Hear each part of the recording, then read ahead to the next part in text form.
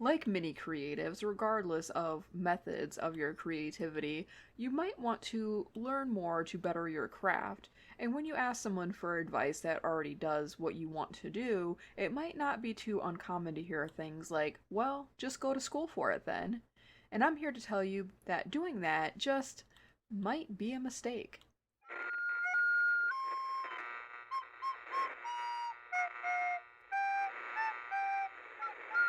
Hey there, I'm here to interrupt your regularly scheduled entertainment. When I was in high school, and even really to this day, it's a major part of American culture to really push kids into going to college. This importance in higher education was often followed with classist mindsets of belittling service workers in society.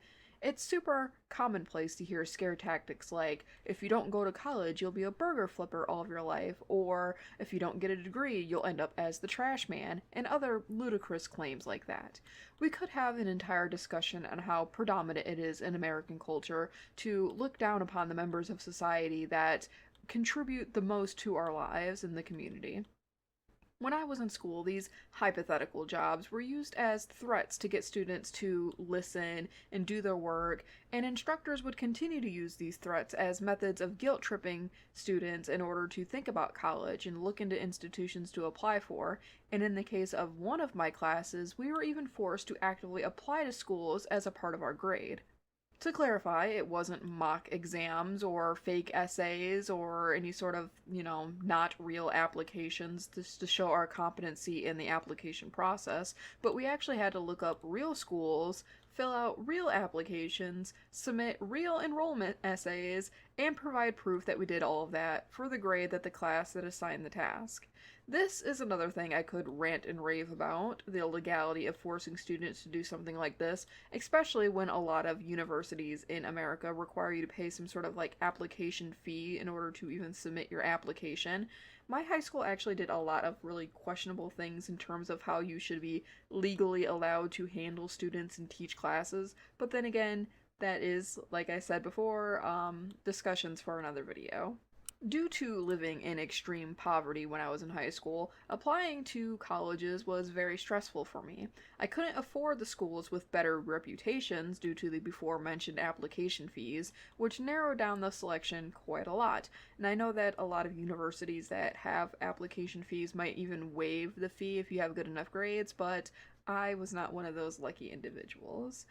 Further narrowing down my selection for schools was circumstances not really within my immediate control, like, for example, missing credits for certain humanities courses due to my school not even offering them within their curriculum. Then came other issues like pressures from family and CPTSD not really allowing me to say no to people while under duress, which led me to needing a school that was local, relatively within short driving distance, because in addition to the school forcing us to apply to schools, my parents were individuals who valued the fantastical idea of college, not really considering the real ramifications of wanting to live vicariously through me. At the time, online schooling was also kind of out of the question, since many of those schools were not very reputable sources of education yet, or at least society didn't view them that way. But that doesn't really matter nearly as much as not having access to a computer that I would have been able to use for said schooling.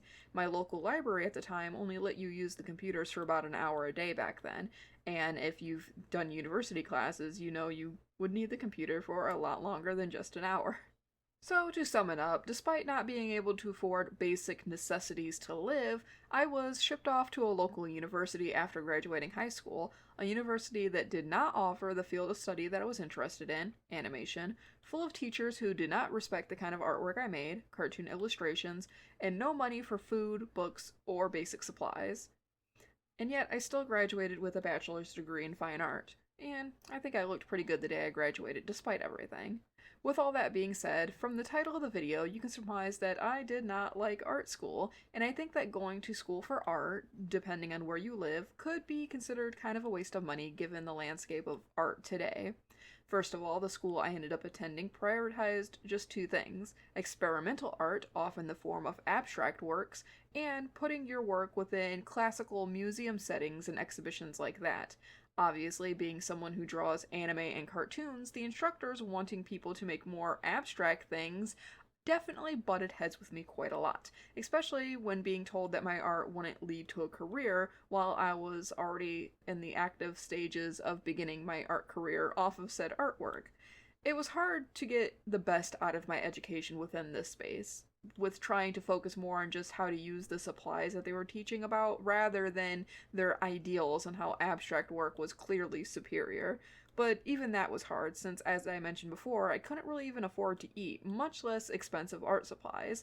I ended up failing a number of classes due to not being able to buy the supplies that the instructors wanted me to, and said instructors being very hard headed and not letting students buy cheaper alternative products. Which is how point one and two are kind of combined together with the same thing here in this tangent, in which art school might not be for you if A, you can't afford the supplies, and B, the grading criteria for art school. Art is a complicated thing to grade, as it's probably the most subjective thing in the world. Everyone will have their own preferences and opinions on artwork, which should be obvious, but it makes it incredibly hard to give it a letter grade while attending school for it. Just simply completing the assignments wouldn't really be enough for the grade. You have to show some sort of level of competency for the work that you're making, but with my school that favored abstract work over things that you can tangibly tell what it was, that skewed a lot of the critiques that I would receive. Due to the subjective nature of artwork, instructors would have to grade based on things that were even harder to measure, like effort or creativity, both things that are hard to put a value on, seeing as they also are very subjective and open to interpretation as opposed to facts. Grading things like math is easy based on facts. 2 plus 2 equals 4. But how do you assign a grade to someone based on effort? Someone who's been making marble sculptures since they were a toddler and could make a masterpiece within a week could feel that they were putting in the same amount of effort from someone who's never held a pencil before in their entire lives and told to make a photorealistic portrait of a wet cat. Just because you would be more impressed with the marble sculpture doesn't mean that the beginner just making scribbles wasn't also just trying their very best. Creativity is something also really impossible to grade, in my opinion. Just because you think something is derivative doesn't mean that the person who thought of that thing also thinks that. There's a reason why a lot of artists get a little upset when their original works are compared to pre-existing things. They thought that they were being original and creative, only for that bubble to burst and find out that their idea has already been done before. It could be a little disappointing for a lot of artists, especially when they had never even heard of the thing that they're being compared to. Outside of just how impossible it is to grade artwork due to the subjective nature of just how art works in general, then you get into bigger, more modern issues, like the internet. Everything I learned while putting myself into an insane amount of debt that I will never be able to pay off in my entire lifetime, everything I learned can be found relatively easy for free online. YouTube channels like Proco and Alfonso Dunn teach pretty much the same exact things that I learned through 5-figure drawing courses in college. And even if you have to pay for a class, sites like Skillshare offer the same classes you would find at a university for literally a fraction of the price. Classes that you can take in your own time, and you wouldn't have instructors breathing down your neck, assigning impossible homework, and threatening to kick you out of the class for failing. In light of the ever-evolving landscape of social media, many artists are able to build a following and make a career without even stepping into the doors of an art school. Since art is so subjective, a lot of popular artists don't even really need to be what you would consider good at making art in order to be successful. Many might even make arguments that the only reason for even getting a degree is for the sake of getting some hourly work, like working on a professional cartoon or advertisements or other graphic design type work. But even then, those fields tend to be so oversaturated, and people hiring for those positions don't even really respect the craft enough to make it worth it. And a lot of these hourly based jobs are also switching over to just hiring freelance people off the rip so that they can only pay one set fee instead of the hourly wage that's desired. That's not even getting into the arguments with union work, which is a whole other debacle. And a lesser known issue that's been cropping up in more infamous popularity lately relating to attending art schools is something called art degradation, in which you actually lose some of your skills due to the things that instructors try to teach you in classes.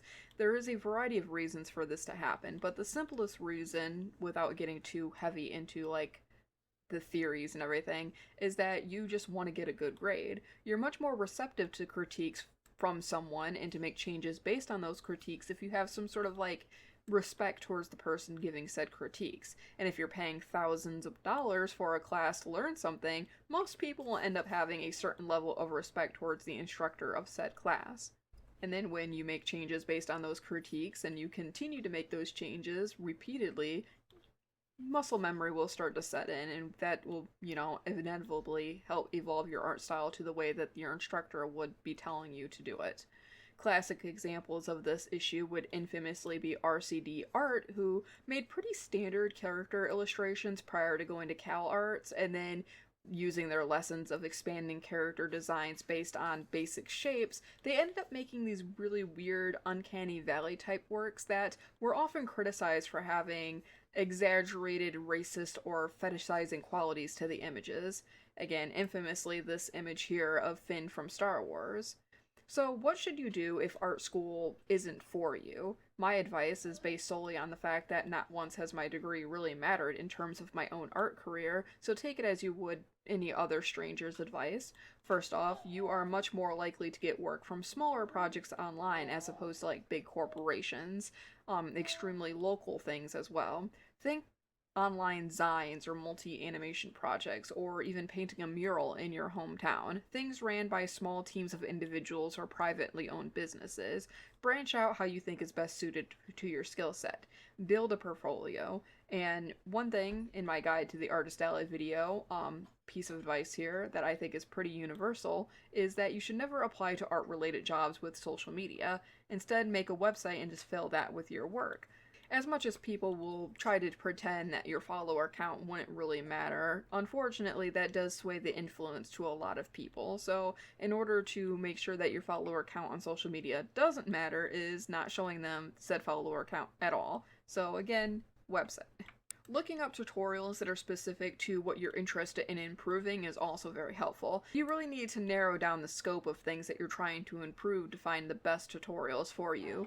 Broad terms like gouache painting tutorial can lead to a lot of repeat basic information that you might already be familiar with other more specific searches. So in order to get the best out of your search, you should narrow it down to things like how to paint a braid using gouache or other similar things for better results. But let's say that despite all of this, you still want to get a formal degree, which could be helpful if you live in very populated art-centric areas like LA or something like that. It's fine if you do. I encourage you to wait until you have all of the means to do so. The cool thing about college in America is that you technically can go whenever you want. You don't have to go to college fresh out of high school. Most people in my classes were actually in their late 40s, married with kids, and nobody really questioned that. You can go to school whenever you're ready and able to. Make sure that you have the financial means to go to school as well. And I don't mean being able to pay for college out of pocket up front, because college in America is ridiculously expensive and it's nearly impossible unless you're like a millionaire. But I mean things specifically that you should be able to buy books or supplies, food, and transportation and other things without having to rely on other people. It's really hard to learn with all of those added stressors if you aren't able to provide for yourself, basically. Research the schools that you're interested in and to make sure that you have, the courses that you actually want to take at those schools. Not all art courses are the same, even if their degree all share the same name. These schools could also be online now, as online universities have gotten a lot better since the time that I was in school. Part of that is to thank for, like, the pandemic, but, eventually it would have gotten, to this degree anyway without that, I think. But also, don't think that having a degree or not having one is going to really make or break your life. It's about what you personally do that can better yourself. Art school isn't for every artist, and that's okay. The wonders of the online art community, for example, is that there's always someone somewhere willing to help you with or without the degree. Be the best artist that you can be, and don't feel bad that art school isn't for everyone. And if you like this video, feel free to give it a thumbs up and subscribe to the channel if you have other content like suggestions relating to art that you might want me to talk about. Feel free to leave them in the comments. This video, like all of my content, is brought to you by Patreon, so thank you so much to Ippo, Alec, Ashley, and Mel for subscribing. If you want to support me on Patreon, tiers start as little as $1 a month. Thank you again. This is Minji signing off. Until next time. I can't move on till I let go. I I feel so lost, never at home. Need to be strong, every breath hold, 'cause I can't move on till I